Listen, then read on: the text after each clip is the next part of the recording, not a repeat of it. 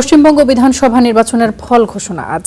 অনিয়মের কারণে একটি আসনে ভোট বাতিল হওয়ায় গোনা হবে 293টি আসনের ভোট। দুপুরের মধ্যেই জানা যাবে মোদি নাকি মমতা কে আসছেন পশ্চিমবঙ্গের ক্ষমতায়।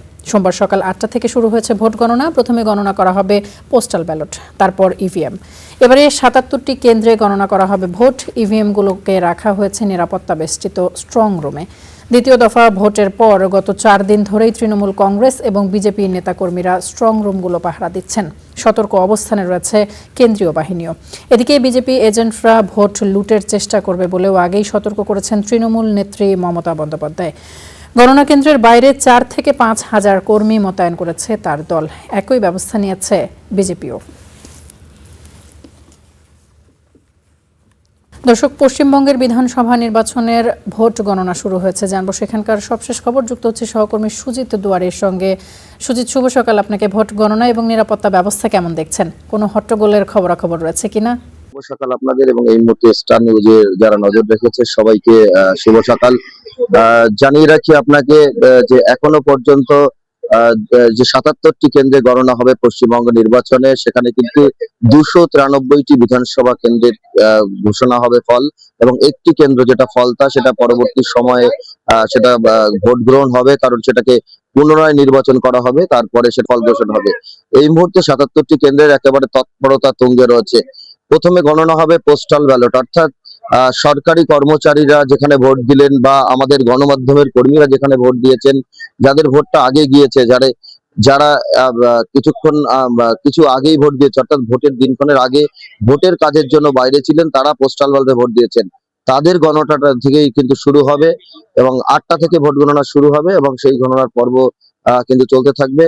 এবং এই মুহূর্তে যে 77টি কেন্দ্র রয়েছে সেখানে ত্রিস্তরীয় একেবারে নিরাপত্তা তৈরি করা হচ্ছে, কারণ বিভিন্ন রাজনৈতিক দলের কর্মীরা তারা কিন্তু আসবেন এই গণনা কেন্দ্রের কাছে। তাদের জন্য প্রশাসনের তরফে বিধিনিষেধ তৈরি করে দেওয়া হচ্ছে। প্রথমে রাজ্য পুলিশ থাকবে চেকিং এর জন্য। এখন নির্দিষ্ট ছাড়পত্র যে নির্বাচন কমিশনের রয়েছে সেই ছাড়পত্র দেখিয়ে তাদেরকে ঢুকতে হবে। আর নির্বাচন কমিশন যেটা তৈরি করেছে, প্রথমে রাজ্য পুলিশ, তার পরবর্তী ধাপে থাকবে অস্ত্রধারী রাজ্য পুলিশ, এবং একদম শেষে অর্থাৎ যেখানে আমি দাঁড়িয়ে রয়েছি সেখানে থাকবে কেন্দ্রীয় বাহিনী। তারা কিন্তু সমস্ত নিরাপত্তা খতিয়ে দেখবেন। এবং আরেকটা বিষয় জানিয়ে রাখি, একেবারে কোনো ক্যান্ডিডেট বা তাদের সঙ্গে থাকা নির্বাচনী এজেন্ট কাউকেই কিন্তু এবং ভোট কর্মী যারা কাউকে ফোন নিয়ে ভিতরে ঢুকতে দেওয়া হবে না। শুধুমাত্র মিডিয়ার যারা রয়েছে তাদেরকে ফোন নিয়ে ঢুকতে দেওয়া হবে, তবে নির্দিষ্ট একটা গণ্ডির মধ্যে তাদেরকেও আবদ্ধ থাকতে হবে। এবং যে মিডিয়া সেল করা হচ্ছে সেখানে এডিএম সহযোগে সেই গণনার যে রাউন্ড ওয়াইজ যে রিপোর্ট, সেই রিপোর্ট আসবে এবং তারপরে কিন্তু সেটা আমরা প্রকাশ করতে পারবো।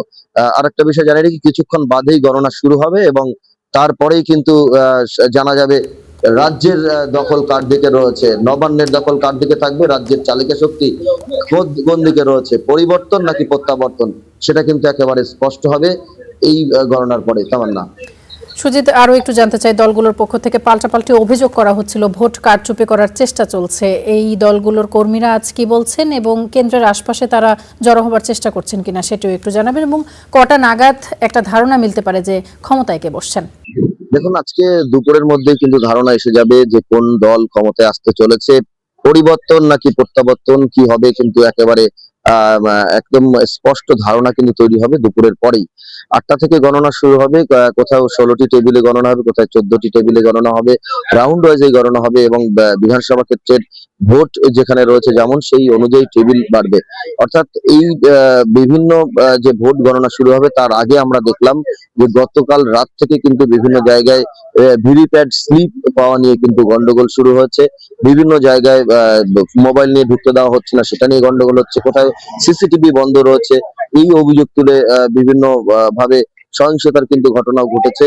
এবং নির্বাচন কমিশন চাইছে যে অবাধ এবং শান্তিপূর্ণভাবে যেমন তারা ভোট করাতে চেয়েছিলেন, সেই প্রক্রিয়াতেই গণনা পর্ব কিন্তু সেই একইভাবে করতে চাইছেন, অর্থাৎ গণনা কেন্দ্রে কোনো রকম যাতে অশান্তি না হয় সেই চিন্তা ভাবনায় রয়েছে এখনো পর্যন্ত। তবে দুপুর পর্যন্ত অপেক্ষা করতে হবে কোন দিকে ট্রেন রয়েছে, কারণ 8টা থেকে গণনা শুরু হলে সেই পোস্টাল ব্যালট গণনা শুরু হবে এবং 8:30টার পর থেকে মূল যে ভোট রয়েছে সেই ভোটের রায়দানটা ধীরে ধীরে প্রকাশ পাবে। তেমন। অসংখ্য ধন্যবাদ সুজিত আপনাকে আমাদের সঙ্গে যুক্ত হবার জন্য।